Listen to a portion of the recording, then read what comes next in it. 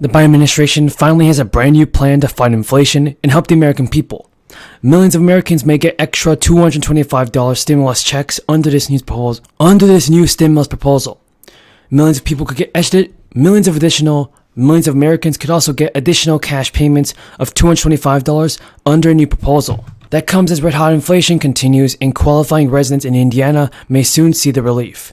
Indiana's Republican governor is also proposing a plan to send $225 payments to people in the state amid the highest inflation since 1981 by tapping into the state's growing budget surplus. The governor said he will call for a special legislative session before the end of June, so lawmakers can consider and potentially act on a plan that will total $1 billion in budget surpluses. He said Indiana residents have real needs right now during this period of high inflation, from the gas pump to buying groceries, and everyone should benefit from the state's success. The $225 check comes after about 4.3 million of the state's taxpayers began receiving $125 payments last month under the same law. According to the governor's office, if it's approved, each Indiana resident who has filed 2021 taxes would be eligible to now receive a combined total of about $350 in payments. Married couples filing jointly would also receive about $700. The additional deposit will be made to the bank accounts of eligible residents in Indiana who have filed their tax returns. And that's the good news I want to hear from everybody. Now, skyrocketing gas prices is definitely a huge problem for the White House, and while the administration began the month by pivoting heavily toward its economic message, experts say the attempt has so far fallen flat, especially as the national average for a gallon of gas hits a record of $5. Along with inflation, that presents a major political challenge for Biden Democrats going into the midterms. According to a poll this month, 85% of voters say they think inflation is a very serious or somewhat serious problem. In the same poll, 40% of respondents said President Biden has a lot of responsibility for the inflation rate, and 31% said he has some. Energy Secretary has also told CBS News this week that Americans could brace for a rough summer, with the top energy agency predicting fuel prices may not come down to less than $4 a gallon until the fall or winter. Energy Secretary said that there will be some relief on the horizon, but during the summer driving season, it's going to be rough, no doubt about it, because we have such demand and supply mismatch on the global market for oil. The president and his administration have pointed steps they've taken in recent months to try to pump the brakes on rising gas prices. And also, Biden has ordered the release of millions of barrels of oil from the strategic petroleum reserve to boost supply, push for nations to boost production, lifted restrictions on the sale of fuel with higher ethanol content, and promoted renewable energy sources such as EV vehicles and solar power. But the reality is, even as the Biden administration officials acknowledge this, it's the president has little sway over day-to-day gas prices, which are often affected by global supply chains.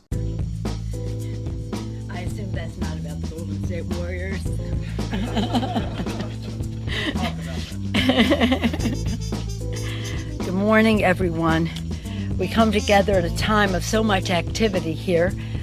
Within the hour or so, my understanding is that the Senate will be taking up the vote on the PACT Act, which honors our pact, our promise to our veterans on the burn pits legislation that was being passed. We're very excited about that.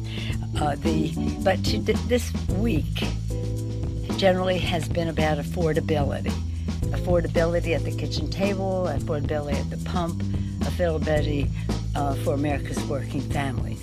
So I'm very proud that as we gather here right now on the floor, we have legislation that will lower food and fuel costs act. The way we will do that is to lower food costs. Do you believe that Russia is one of the big suppliers of fertilizer in the world? The lower supply of fertilizer, the increased price and demand for it has increased food cost. So we are addressing that in the legislation. Competition is so important in the meatpacking industry, and it just simply doesn't exist. So that will also lower meat and poultry costs on the shelf, and therefore at the kitchen table. And the lowering costs with cheaper, cleaner, unleaded 88. This is a very important issue to many of our members in rural America because much of it exists there, and the average reduction at the pump is about 40 cents. So we're very pleased with that legislation. The vote will come up soon. Again, I would tell you what it does, but you can read it here on the sign. Again, we want to break the grip of foreign supply on American kitchen tables. And that applies in fuel as well as fertilizer. And again, many of these meat packing companies are foreign owned. When Putin invaded Ukraine, almost immediately the price at the pump went up. About $2 in not immediate but near immediate range of his invasion. So this largely the price at the pump is about supply. Supply is down, cost is up. The war has contributed enormously to that. But there is also price gouging, and we had legislation that we talked about before that was passed in the Congress addressing price gouging as well as market manipulation. So there's some corporate greed involved in this price at the pump as well. And we are again taking steps to lower the cost at the pump so that America's working families are not being exploited in that way. The other thing that we did and that the president is going to sign today is legislation that will address the exorbitant fees that are paid. And the bill is called the Ocean Shipping Reform Act, which will be signed into law by the president today. The bill cracks down on exorbitant fees charged by international ocean shipping companies to make goods more expensive for America's consumers and small businesses.